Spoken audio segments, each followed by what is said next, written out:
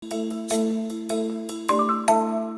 esteu? Aquestes pròximes hores començaran a augmentar una mica els núvols prims, però de moment de forma poc important. Aquest vespre i aquest dimecres al matí ja hi haurà cel més enterbolit en comarques de la costa, prelitoral, com esteu veient. També dijous arribarà una massa de núvols igualment poc activa, núvols alts mitjans, enterboliran una mica el cel, però el temps no canviarà. Com a mínim fins divendres. A partir d'aquest moment sí que comencem a esperar més inestabilitat. Si ens mirem més enllà els mapes de nuvolositat, veureu com igualment l'esperem bastant esqueixada, desfeta, aniran apareixent nuvolades de tarda, però en general, tant divendres com dissabte com diumenge seran dies de temps molt variable, probablement amb alguns ruixats, però també amb moltes estones de sol, un temps bastant típic de primavera. Si ens mirem les precipitacions per dies de cara als dies vinents, veureu com només a partir de divendres comencen a aparèixer els ruixats, divendres sobretot en sectors del Pirineu, on pot haver-hi alguna tempesta fins i tot destacable ja divendres. També al voltant dels ports segurament hi hagi alguns ruixats destacables, però en general divendres encara gairebé no plourà enlloc. Dissabte, diumenge, dilluns sí que ja poden ser dies de més inestabilitat. Ens mirem al mapa de dissabte, com veieu els ruixats ja poden començar a aparèixer en més sectors, probablement de forma molt dispersa, el que comentàvem, sense segurament gaire presència en moltes hores, però sí de forma dispersa afectant punts del Pirineu, Prepirineu, Catalunya central, sectors prelitorals, potser també punts de l'altiplà central, i més enllà ja ens ho mirem en mapes de probabilitat que arribi a ploure en algun moment del dia. I com veureu,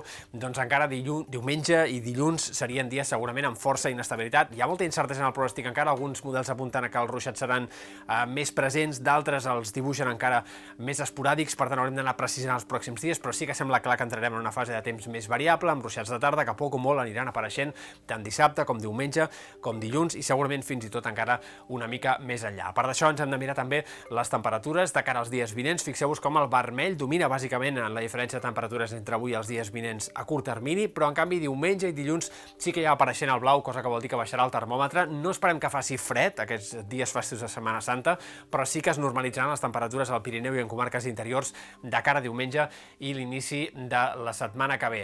Hem de parlar també del vent, perquè no serà un factor important, però sí que es deixarà sentir el cap de setmana en forma de tramuntana moderada a la Costa Brava, sobretot de cara a dissabte i també una mica de diumenge. I estem molt pendents també del que pugui passar més enllà dels dies festius de Setmana Santa, perquè es va dibuixant la possibilitat d'una entrada d'aire fred important a partir de dimarts i a mitjans de la setmana que ve, que pugui fer arribar altre cop l'ambient d'hivern. Si ens mirem mapes de moviment de masses d'aire, veureu clarament com es dibuixa aquest passadís de vents, aquest passadís d'aire més fred que baixarà clarament de latituds més altes i que podria arribar, per tant, de cara a mitjans de la setmana vinent. Si ens mirem la diferència de temperatures prevista entre avui i els dies vinents al continent europeu, veureu com ja dilluns i a l'inici de la setmana que ve la temperatura baixarà en picat en molts sectors d'Europa i en canvi a nosaltres aquest fred ens arribaria més a partir de dimarts, dimecres. Encara hi ha incertesa sobre això, però podria perfectament ser que tinguéssim aquest escenari d'ambient d'hivern a principis encara del mes d'abril. Acabem aquí, com sempre, amb un parell de les fotografies que ens feu arribar.